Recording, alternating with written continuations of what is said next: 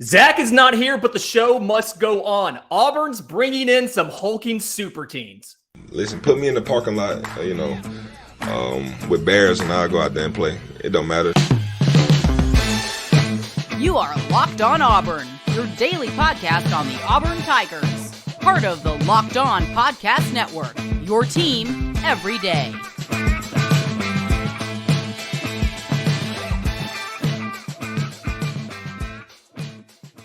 Yes, welcome on in to Locked On Auburn, your daily Auburn Tigers podcast. I'm not your host, Zac Blackerby. He's on a boat in the middle of the ocean. Weird how there's no internet out there. I'm Lindsay Crosby, joined by the regular Tuesday guest, Message Board legend Charlie 5, here on a special Friday edition of Charlie Tuesdays. Today's episode is brought to you by our friends at BetOnline. BetOnline.net has you covered this season. More props, more odds, more lines than ever before. BetOnline is where the game starts. Let's go, Charlie 5. I'm excited you're here because this is your area of specialty. You've kind of fingered the pulse of how this works. Auburn has brought in some hulking super teens this week. We've seen multiple players flip from Power 5 schools to Auburn. Connor Lew, Tyler Johnson. How do you feel about what Auburn's done this week with trying to bring in reinforcements on the offensive line? Should we be concerned that they're 3 stars or not 5 stars? How do we feel about this? No. So first off, they do qualify as hulking super teens. You got to look at measurables first, both of them hulking children. So they definitely qualify. And I think just in general, setting the tone that, hey, offensive line is an issue. It's been an issue. Tyler Johnson actually came for freaking Big Cat weekend, and we didn't even get him. But then we get him whenever we switch coaches. Same thing with Connor Lew. He was on the verge of committing in July. I mean, I think we may have had a podcast where I was like, I think this guy's about to commit to Auburn. Wanted to be a pilot. We have a need for interior linemen. Kid's powerful. Very, very fun film to watch. There's a good film. There's film of him catching a tackle eligible screen and running it for a touchdown from like 25 yards. Like he's athletic, and he trucked the poor child on the goal line as well. So I think just setting the tone, saying, hey, we need help. We need help on the line. And, right now our best options are flipping dudes from Power 5 schools. So let's go pick out who we can get and get them. And then he's doing it. He's changing the sort of the narrative right off the bat. And I think the big thing there, when you hear about Auburn flipping a guy, 3-star or 4-star, Connor Lew is a 4-star on 247. I've always said they have the best rankings. He's a 3-star on 3. But, big boy, 6'3", 280. And the big thing is he came from a Power 5 school, right? He was committed to Miami, which for anybody else who wants to do the flying program, Auburn's like practically sponsored by Delta. It's great. You've got it in from the football staff because Nick Brahms knows all of that stuff. And you can't go fly at Miami. It's too close to the Bermuda Triangle. But listen, offensive line, interior offensive linemen, centers especially, it feels like they're very underrated as far as the star rankings go. And so a 3-star or a 4-star center is probably better than a 3-star or 4-star guard simply because of how much of that position is mental versus just line up and hit the dude in front of you. So I like adding him. I like adding Tyler Johnson from Texas Tech. It shows a little bit of diversity. You're bringing in guys from different conferences, different parts of the country. Obviously, Lewis from, I think, Kennesaw Mountain up near Atlanta. Johnson's from Louisiana. You're bringing in guys from different Power 5 programs, but you're not flipping a dude from like a Toledo, or a Kent State. You're flipping a guy from a Power 5 school to come to Auburn. And the big selling point here for all these guys is immediate play time. You bring in these 4 offensive linemen, you add Braden Joyner, big boy, local boy, shutting down your backyard, and you bring in Clay Whedon from Florida. You now have 4 offensive linemen who could potentially play day one. Do you think that any of these guys could play day one, or is this like a developmental thing? We need them going forward because we have so many upperclassmen. I think the best chance would be Lew. I think Connor Lew probably has the best chance to play just because the center position at Auburn is somewhat up in the air. I mean, Tate started last year due to an injury, and then he got injured. And, we just never really – third center. Yeah, the third center, like you never, and then you just really didn't ever feel like we had any continuity there. So I kind of feel like that position's up for grabs. Maybe a Tyler Johnson. Maybe he could win a battle at like a right tackle, depending on how the transfer portal shakes out and how we look with the number 1 and number 2 JUCO offensive tackles that we're going after hard. One of which is going to be here this weekend, and we'll get to all that later. But yeah. I would say Lou probably has the best chance. Probably maybe Tyler Johnson could win a battle at like a right tackle or something. But I'm just. We don't get high school offensive linemen. We haven't for like 6 years. So it's like a guy coming in with an actual plan who says, "Hey, it's crazy. We need these guys from high school. Let's go get them." And we're getting them right now. So yeah, like it's fun. We just don't know what to do with our hands because we're not used to this happening to us. Talking about getting hulking super teams. It's not the same as a guy out of high school, but I think it's worth mentioning. Zykevious Walker has removed his name from the portal. He is staying at Auburn. Got 1 game this year, but 6'4", 304, top 100 recruit when we got him, played plenty. And I think it was in 2020 and then had some injury issues and then couldn't get out of felt like the doghouse last year before he stepped away from the team. How big is a get like that at this point in the cycle with early signing day being, a week from now? How big is it to get a guy of the quality of Zykevious Walker to stay on campus versus leaving? It's absolutely huge. If you follow like who we have and who's leaving, you can easily see we have a gaping hole on the defensive line, and this guy really feels it. It's just like landing a 4-star portal guy. Like we wrote him off. We wrote him completely off. He had a lot of success his freshman year. I mean, he played right on the nose at like 270 pounds, and he had like 14 or 15 tackles, like at a position where you don't really make a lot of tackles. And then and he played for Rodney Garner, who I'm going to rail on something for a second. Please. Rodney Garner is a tough dude to play for. Okay, he chews you. He made Byron Cowart quit. The number one recruit in the country. He made him quit. It's that big recruiting. Yeah, exactly. So there was a narrative from like Jimmy Brumbaugh and Brian Haskins that he was soft. He didn't want to try. He didn't try. He didn't participate. He was overweight. All that. You're this, that, and the other. No, he has proven that he can handle tough coaching. He had a few injuries and he was just ready to get away from this staff. And then Hugh Freeze comes in. He was long gone. Okay. He was way gone.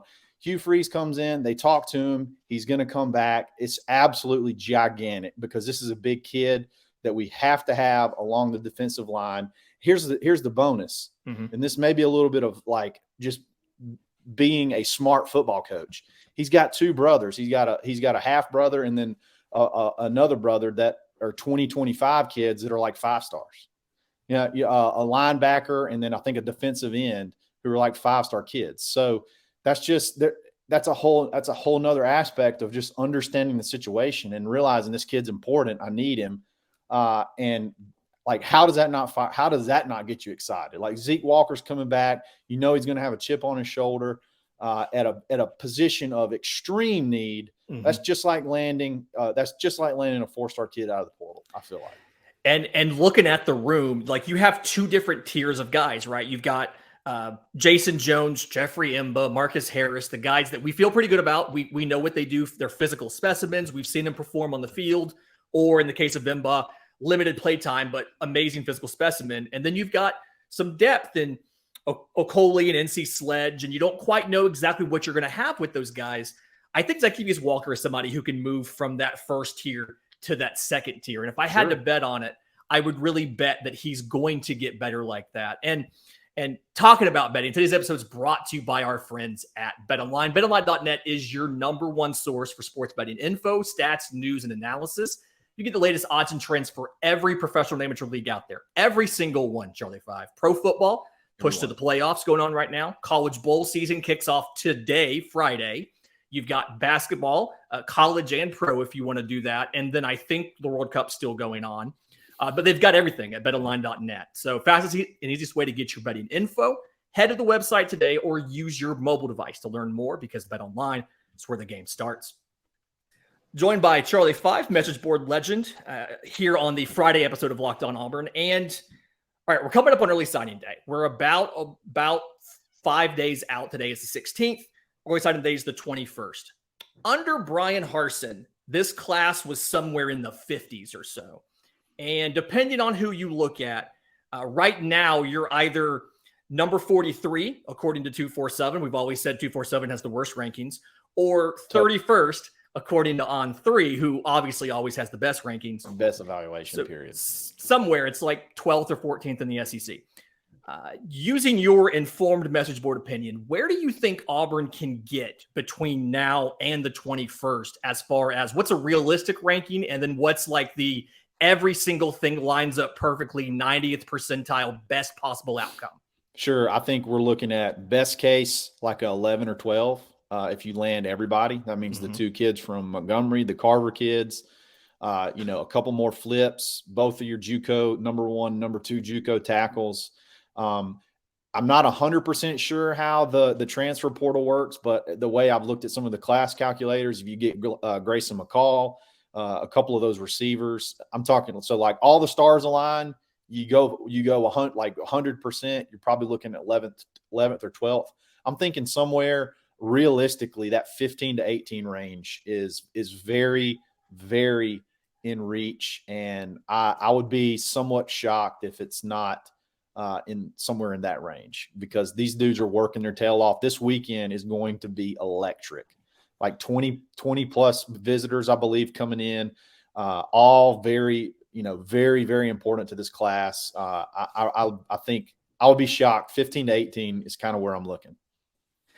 Yeah, which is remarkable if you think about it. It's amazing to think about the fact that we were staring down the barrel of, a class in the 50s a month and a half ago under Haskins and the other Boise guys. And now we're looking at top 20 is entirely realistic. I think the only regret I kind of have here is that we don't have a home basketball game this weekend. I feel like that would be kind of the clincher. And going forward, maybe we need the SEC to help us out with schedule, because I think we're traveling to USC this weekend, and it's not ideal. But either way, plenty of stuff to do in Auburn, plenty big visits going on. If you see some folks out and about at a restaurant, maybe don't tweet it out until we know for a fact it's happening. Yeah. Don't ruin that for us. No pictures, no Snapchats. Let's just, let it happen. That's why I tell some of my some guys on the, the Discord, on the message boards, hey, just let this weekend happen. Just let it happen, because the results of it are going to be good. Let it come. Let it go. But speaking of this weekend, I didn't even think about that. My kids have been watching that like crazy. What are the odds that Grayson McCall is here this weekend and then gives some sort of public commitment? Like, what would that do to this class if we heard Grayson McCall was transferring from Coastal Carolina, trading in his teal for orange and blue? Man, you think about the excitement that you would have during that weekend if a guy of that caliber would go ahead and pop, which I'm not going to be surprised if it actually happens. If a guy like that pops, when you have top transfer wide receivers in, you got top running back transfers in, you got top JUCO linemen in, you got some top high school kids that can play early in, DBs. You got a whole assortment of high caliber players that are going to be here. If that guy goes first, that's the kind of things you kind of want your quarterback in the boat early. Like, that's kind of what you want. You want your leader in early and then build the team around it. And now you can build teams so quickly. Getting a guy in like that early would be, that would be just gigantic. You could see a chain reaction of that's just, electric over the next couple of days. If he were to come in, which I believe he's confirmed to be here probably tomorrow, go ahead and come in, get it out there, get committed, and just watch the wave roll from there. I feel like there's a couple immediate kind of cascade things you see if a guy like a Grayson McCall commits. I know we just saw a crystal ball come out on Thursday for Isaiah Jada, the JUCO offensive tackle who was previously committed to South Carolina. decommitted just recently. I think he's visiting Colorado, but I think that getting a guy like a Grayson McCall, you got skill position players who are going to immediately gravitate to that. You're going to have to build an offensive line around him. So I think whether it's through your own recruiting efforts, whether it's through NIL, things like that, I think you start seeing more offensive linemen from the college ranks commit. It feels like your 90th percentile outcome kind of depends on how that visit goes. So anything we can do to make Grayson McCall's day here better, let's do that. Let's hope that visit goes well. But is there, I don't know, I'm kind of looking at some of the stuff going on with the team, with the coaching, things like that. I know we just saw a report Christian Robinson is leaving. The coaching staff is no longer going to be part of this coaching staff going forward. What does something like that do this close to signing day? What does something like that do to this staff and do to these recruiting efforts? Does that put a damper on things? Is that helpful? Like what happens with something like that? It's really hard to say because for whatever reason, he's just not had any luck on the trail. He was hired at the end of January, and then literally like 2 weeks later, the bombshell investigation thing comes out. So there's literally no way he's going to get any traction on the recruiting trail, period. I know we did have a handful of commits, but it's just like, what kid is going to want to come to Auburn, play for Auburn, or commit to Auburn until they know the situation? And then by the time we get a new coach, like how many linebackers in the area are uncommitted or don't already have huge relationships built. So it's just been tough sledding for him. I don't know who to blame there. I don't know. I want to just blame. I just want to blame Byron for the whole thing, but maybe there's a little bit to do with with C-Rob as well, just not being able to get the footing. I mean, he and Zac were sort of in limbo. Like they weren't 100% solidified, and Zac's busted his tail in this time. Not to say Christian hasn't, but you're starting to see the fruits of what Zac's been able to build bloom at this point in time, and a bunch of them could pop over the weekend. So I honestly don't think it's going to have that big of an impact, just because there's not a whole lot of guys that he was just really, in there for. Like, I mean, I know he helped a lot. Like he went in on the in-homes with the kids from Carver, but like he wouldn't have been either one of their coaches. So I don't know. It's any kind of shakeup at the end could be a little squirrely, but at the same time, I don't think Hugh Freeze is going to do anything to jeopardize guys. And it just seemed like maybe, Christian was just not, being able to get the same traction that he was hoping he would. So I wish the best for him. Like I said, I just don't know anything. I don't know how good he was, how bad he was. We weren't that great at linebacker, which I don't know if that's a coaching thing or a talent thing. So when in doubt, I'm going to blame Byron.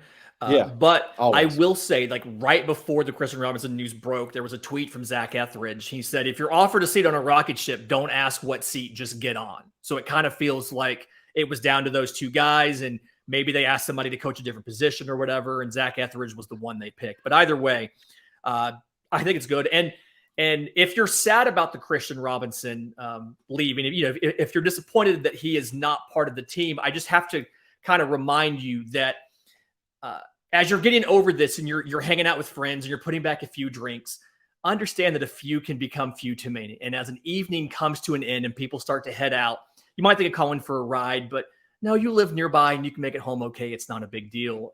What are the odds that you're going to get pulled over? And even if you are, like, what's the worst that could happen? Your insurance goes up, you lose your license, you lose your job, you total your car. What about you kill somebody? Everyone knows about the risks of driving drunk. The results are tragic and often deadly, but that doesn't stop everyone from getting behind the wheel while they're under the influence. Police officers are out there right now looking for impaired drivers on our road to save lives. If you think you're okay to drive after a few drinks, think again. Play it safe and plan ahead to get a ride. It only takes one mistake to change your life or someone else's forever. Drive sober or get pulled over. Today's episode is also brought to you by our friends at Alumni Hall. Now, if you're doing your holiday shopping, and I know, Charlie 5, you have a lovely family, and you always take care of them very well. I know you had to buy a bunch of Auburn gear for the kids. Obviously, they got to be decked out. Where is the best place in the Auburn area to go and get all of your Auburn gear? I can't think of any better place than Alumni Hall. Like, listen, it's right downtown, 339 South College. You can come to town. You can walk down Sanford Lawn, take your picture in front of the trees, go to Toomer's Corner, get a lemonade. You can go right down to Alumni Hall, stock up on whatever you need for the holiday season. If you're not close to Auburn, that's fine. alumnihall.com. I'm not sure if you can have something shipped to somebody in time or not. Maybe you've got friends across the country. My sister just moved to Columbus, Ohio. She's in the middle of Buckeyes territory. And so Alumni Hall is sending her a lovely care package for Christmas so she can rep Auburn all over Columbus, Ohio. So if you need holiday gifts, if you want your Auburn merchandise, no better place than alumnihall.com. Closing out the Friday episode here with a Charlie Tuesday Friday edition. Yes. And I want to do a vibe check real quick if I can, Charlie 5. So check me, baby. We've talked a lot about hulking super teams today. We've talked a lot about some of the gaping holes on the roster. Yep. How do you feel? Okay, a couple of different things. We're both going to give answers here. You go first on recruiting. How do you feel right now about our recruiting as far as where it needs to be in the conference? Okay, so as far as this class goes, I don't think it's going to be quite where we want it to be just because of the timing. But what I'm seeing, the effort and what I'm seeing, the relationships that are already being built and like what people are saying behind the scenes, like we already like 2025, 2024 offers are going out already. I think we're going to see some of the best recruiting that we've seen, and we're still not. I mean, the staff still isn't fully complete. There was I can't remember is it Chuck Oliver? His show had Dave Bartu on that helps. He's an analytics guy, and he helps coaches put staffs together. And he flat out said, he's like, the wide receiver coach that y'all have coming in, he's a beast on the trail. So like, we got young, energetic recruiters. We've seen what Zac can do. This new defensive line coach is great. They say the offensive line coach could be the best recruiter on the staff, Thornton, which is just kind of blows my mind. And then you got Hugh. He's got the coordinators in spots where he doesn't have to necessarily worry about the day in, day out of game planning. He can just absolutely hit the road, just full bore and get guys. I think we're about to see recruiting at, maybe like top 5 in the conference level. I kind of feel like we're going to be there year in and year out. So it's going to be fun. That's what I've always been a recruiting guy, and recruiting has sucked for about 5 years. So this is exciting. This is very, very exciting. We all need to send a Christmas card to the SEC office. Thank you for taking away the restriction that Auburn could not sign offensive tackles out of high school. I appreciate that rule being changed. Really has helped recruiting.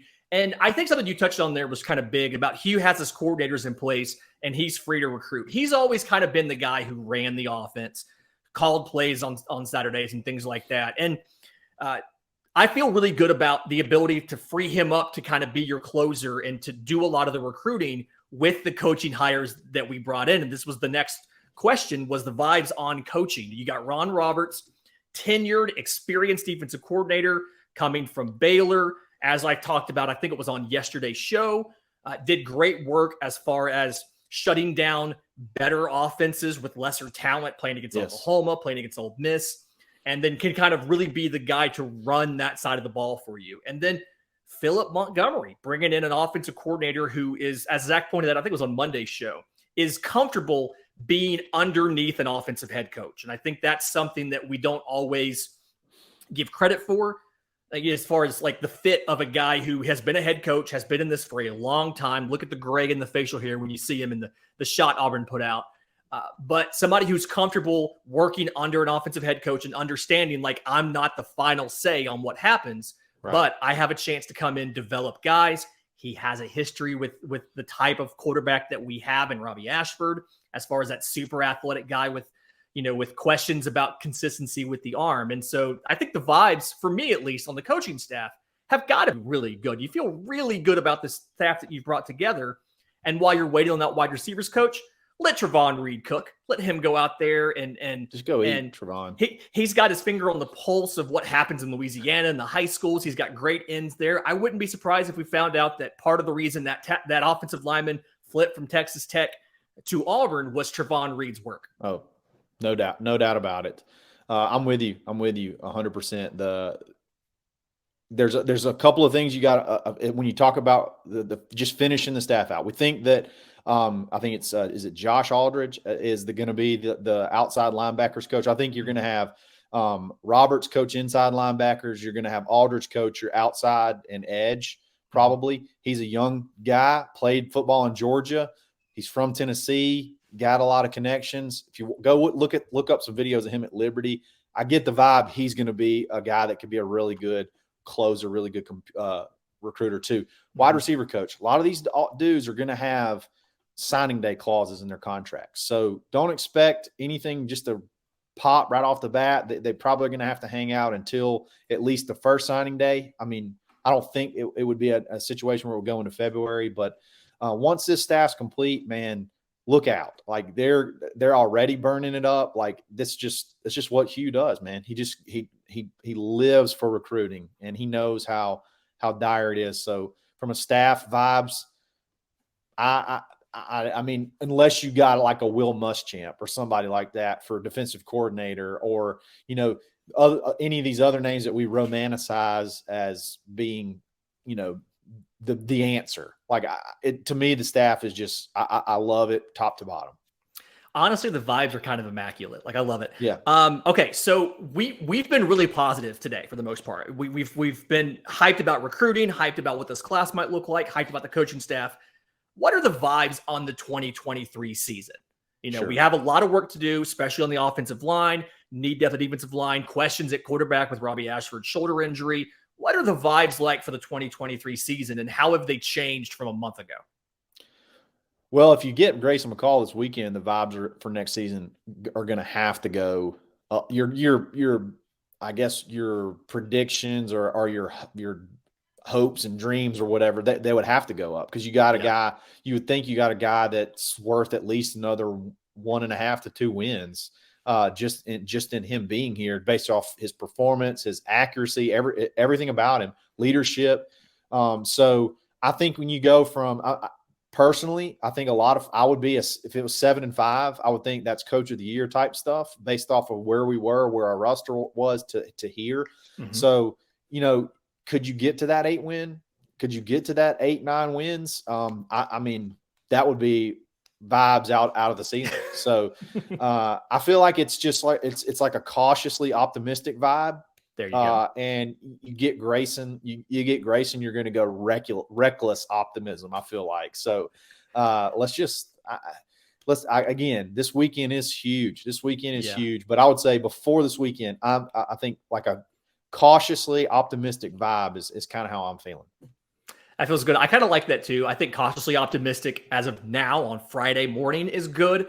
Recklessly optimistic if we get Grayson this weekend. That feels about right. And either way, like I'm thinking, like I'm going to go out on a limb and say Auburn's bowl eligible in 2023. I mean, I think that's a pretty not safe, but I think that's a pretty realistic assumption is Sure. Auburn makes a bowl. Real quick, how can people find you, support you, love you, all of that stuff?